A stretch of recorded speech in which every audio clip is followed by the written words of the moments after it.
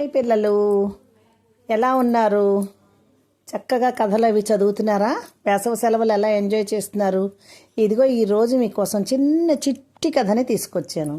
మరి కథ విందామా?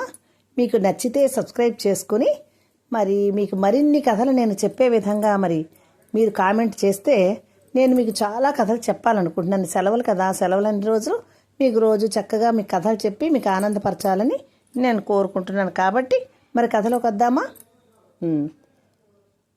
ఉపాయం కథ.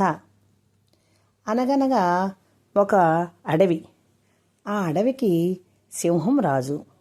ఆ మృగరాజు ఏం చేసేదో తెలుసా? మొత్తం అడవి మీద పడి దొరికిన జంతువునల్లా చంపేస్తూ ఉండేది. పొలోమని జంతువులన్నీ ఇంకా చాలా భయపడిపోవడం మొదలుపెట్టాయి. ఎందుకంటే దాని ఆకలి తీరిన తర్వాత కూడా చంపేసేది. చంపేస్తుంటే ఇవన్నీ జంతువులన్నీ కలిపి ఒక సభ ఏర్పాటు చేసుకున్నాయి. ఈ సింహాన్ని, ఈ అరాచకాన్ని ఎలాగైనా అరికట్టాలి, లేదంటే ఇంకా అడవంతా ఖాళీ అయిపోయేలాగా ఉంది. ఎందుకంటే రోజు 100 కొద్ది చంపేస్తుంటే తనకి ఆకలి వేసినట్టే కాకుండా ఆకలి వేసినా వేయకపోయినా కూడా చంపేసేది. దీంతో అన్నీ కలిపి ఒక మీటింగ్ పెట్టుకుని ఎలాగైనా దీని పీడ విరగడి చెయ్యాలి, ఒక ఉపాయాన్ని ఆలోచించాలనుకున్నాయి. అనుకుని ఏం చేశాయంటే అందులో మరి జంతువుల్లో పెద్దలు ఉంటాయి కదా, ఆ పెద్దలన్నీ మాట్లాడి సింహం దగ్గరికి వెళ్ళి మాట్లాడదాము, ఒక ఒప్పందానికి వద్దాము.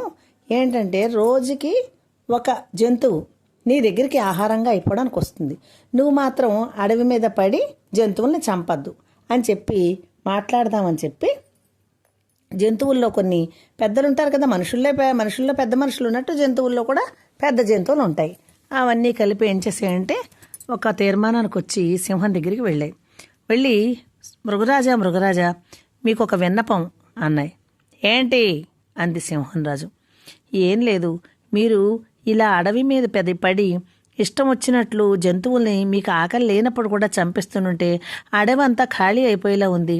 ఇంకా జంతువులన్నీ కూడా నామరూపాలు లేకుండా పోయేలా ఉన్నాయి మృగరాజా. అందుకని రోజుకొక జంతువు చెప్పని మేము వంతు వేసుకుని మీ దగ్గరికి, మీ గుహ దగ్గరికి ఆహారంగా అయిపోవడానికి వస్తాం. ఎవరు మీ దగ్గరికి వస్తారో ఆ రోజుకి ఆ జంతువుని మీరు తిని ఇక మమ్మల్ని ఎవరిని చంపడానికి ఇలాగా అడవి మీద పడద్దని చెప్పి వేడుకున్నాయి. సింహం కూడా పోన్లే అవే వస్తాయన్నాయి కదా అని కొంచెం మనసు మార్చుకొని, సరే అయితే నాకు మాత్రం నా టైంకి, నాకు ఆకలిసే టైంకి ఖచ్చితంగా నా గుహ దగ్గరికి జంతువు రావాలి అంది. సరే అని చెప్పి ఒప్పుకున్నాయి. అలా ఒప్పుకుని ఆ రోజు నుంచి కూడా ఏదో ఒక జంతువు రోజుకి ఒక్కొక్కడికి ఒక్కొక్క వంతు అనమాట. ఆ వంతుల వారిగా ఇంటికి ఒక మనిషిలాగా ఇంటికి ఒక జంతువు చెప్పుని అలాగ సింహాన్ దగ్గరికి వెళ్ళి రోజుకొక జంతువు చెప్పుని దానికి ఆహారం అయిపోతున్నాయి. అయితే ఇలా ఉంటుండగా ఒకసారి ఒక కుందేలు వంతు వచ్చింది. ఆ కుందేలు మా చిన్న జంతువే కానీ మహా తెలివైంది. అది దానికి ఇష్టం లేదు. ఎవరికి ఇష్టం ఉంటుంది? ఎవరైనా ఆహారం అయిపోవాలని చచ్చిపోవాలని ఉండదు కదా దేనికి. కానీ తప్పక పాపం అవి తెలివితేటలు లేక ఆహారం అయిపోయాయి, వాటి వంతు గనక తప్పదని. ఈ కుందేలు మాత్రం ఎలాగైనా సరే నేను ఈ చావు నుంచి తప్పించుకోవాలి, సింహానికి ఆహారం అవ్వకూడదు అని నిర్ణయించుకుని నెమ్మదిగా బయలుదేరి ఒక నూతి దగ్గరికి వచ్చింది. అక్కడ ఒక నొయ్యి ఉంది. అయ్యో, నేను ఈ సింహానికి వేళ ఆహారం అయిపోవాలా అని చెప్పి బాధపడుతూ అనుకోకుండా ఆ బావిలోకి తొంగి చూసేసరికి అందులో ఒక కుందేలు ఉన్నట్టు దాని ప్రతిబింబం కనిపించింది. ఓహో అని చెప్పి దానికి వెంటనే మెరుపులాంటి ఆలోచన వచ్చింది. నెమ్మదిగా బయలుదేరి చాలా లేటుగా వెళ్ళింది. సింహం అప్పటికే ఆకలితో నకనకనకనకలాడిపోతోంది. ఏమిటి ఆలస్యం, రా నిన్ను తినేస్తాను అంది. అనేసరికి పాపం కుందేలు గజగజ వణుకుతూ, అయ్యో సింహం రాజా, మీకు ఆకలని నాకు ముందే తెలుసు కదా, మీకు ఆకలిస్తుందని చెప్పి నేను గబగబా వచ్చేస్తుంటే మధ్యలో ఒక బావి ఉంది. ఆ బావిలో ఒక బలమైన సింహం ఉంది. ఆ సింహం చూసి నేను ఇలాగ అడవిలో రాజుగారికి భోజనానికి అయిపోవడానికి వెళుతున్నానంటే ఎవరి దగ్గరికి వెళ్తావు నువ్వు? నాకన్నా బలవంతులు ఎవరు లేరు, నేనే ఈ అడవికి రాజుని, నీకు తెలీదా అని చెప్పి నన్ను తినేస్తానంది. అనేసరికి నాకు మీరు తినడానికి వీల్లేదు, వేళ మా మహారాజు గారికి నేను భోజనం అవ్వాలని చెప్పి దానితో దెబ్బలాడి నేను వచ్చాను ఇక్కడికి అని చెప్పింది.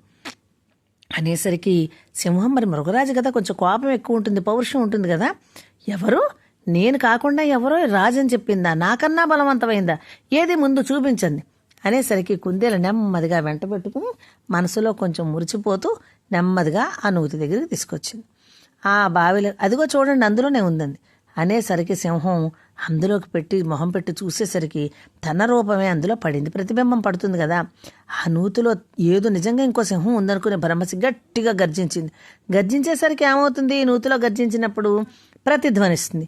ఆ ప్రతిధ్వని మరి ఇంకొక సింహం తనకి గర్జించినట్టుగా అనిపించి ఏం చేసింది, కోపంతో ఆ సింహాన్ని ఎలాగైనా చీల్చి చెండాడి చంపేయాలి, నాకు పోటీగా వస్తుందా అనే ఉద్దేశంతో దానికి ఏంటంటే అంత పెద్ద జంతువైనా సరే తెలివితేటలు నశించిపోయాయి. ఎప్పుడైనా సరే అహంకారం కోపము ఎక్కువగా ఉంటే వాళ్ళకి బుర్ర పనిచేయదనమాట. అంటే తెలివితేటలు నశించిపోతాయి.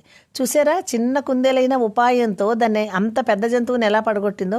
కానీ అవివేకంగా కోపంతో ఉన్నటువంటి ఈ సింహం ఏం చేసిందంటే గభాలన నూతిలోకి దూకిస్తే ఏమవుతుంది మీకు తెలుసు కదా, అందులో నీళ్లు ఉన్నాయి. శుభ్రంగా నీళ్లలో, అది బరువైన జంతువు కదా, నీళ్లలో ములిగి చచ్చింది, పేడ విరగడైంది. అప్పుడు కుందేలు దాని ఉపాయం పారినందుకు సంతోషంతో గబగబా అడవిలోకి వచ్చి, ఈ రోజు నుంచి మనకి మంచి సుదినం, నా ఉపాయం ఇలా పనిచేసింది, సింహాన్ని చంపేశాను అని చెప్పింది. అనేటప్పటికి మిగతా జంతువులన్నీ ఆశ్చర్యపోయాయి. ఏంటి, ఎంతో పెద్ద పెద్ద జంతువులు వెళ్ళి సింహానికి బలైపోయాయి, ఆహారంగా ఇంత చిన్న కుందేలు ఎలా తప్పించుకుంది అని అడిగితే అప్పుడు తన ఉపాయాన్ని ఎలా ఛేదించుకుని వచ్చిందో, ఆ సింహానికి ఆహారం అవ్వకుండా ఆ సింహాన్ని ఎలా చంపిందో చెప్పేసరికి జంతువులన్నీ కూడా ఆశ్చర్యపోయి కుందేలుకి ధన్యవాదాలు చెప్పి జయధ్వానాలు పలికాయి అన్నమాట. చూసారా పిల్లలు, ఎప్పుడు కూడా కోపం మనిషికి అహంకారం ఉండకూడదు. కోపం అహంకారం ఉంటే మనలో ఉన్న విజ్ఞత కూడా నశించిపోతుంది, మన తెలివితేటలు నశించిపోయి అవివేకంగా తయారవుతాం. అంచేత ఎప్పుడు కూడా నిదానంగా ఒక శాంతంగా ఉండాలి, ఆలోచించాలే తప్ప ఏ మనుషులే కాదు, జంతువులే కాదు, అహంకారం కోపం ఎప్పుడు కూడా ఉండకూడదు. దీనివల్ల మనకి నీతి ఏం తెలిసింది, ఎప్పుడు అహంకారం పడకూడదు, అవివేకంగా ఆలోచించకూడదు. అది నూతిలోకి చూడమంటే ఇది చూడడం తప్పే కదా, ఎప్పుడైతే చూసిందో అది ఆ కోపంలో ఇది తప్పే కదా, ఎప్పుడైతే చూసిందో అది ఆ కోపంలో అది జంతువు కాదు, అందులో ఎలా ఉంటుంది అనేటువంటి నిజాన్ని తెలుసుకోలేక ఆ కుందేలు దెబ్బకి చచ్చి దానికి ఇంకా రోజులన్నీ మూడి చచ్చిపోయిందనమాట. చూసారా ఎంత వివేకం సింహానికి ఉందో, ఈ కుందేలు ఎంత ఉపాయంతో దాన్ని పడగొట్టిందో, చిన్న జంతువు అలాంటిది ఎంత ఉపాయంతో మృగరాజు అయినటువంటి సింహాన్ని చంపగలిగింది. మరి కథ ఎలా ఉంది, మీకు నచ్చితే మీరు షేర్ చేయండి, మీ స్నేహితులకు షేర్ చేసి మరి సబ్స్క్రైబ్ చేసుకుని ఛానల్ని. మరి నా కథల కోసం ఎదురు చూస్తూ ఉంటారు కదా, మరి కామెంట్ చేస్తారా ఎలా ఉందో, మీకు నచ్చిందో లేదో. ఓకేనా, టాటా బై బై పిల్లలు.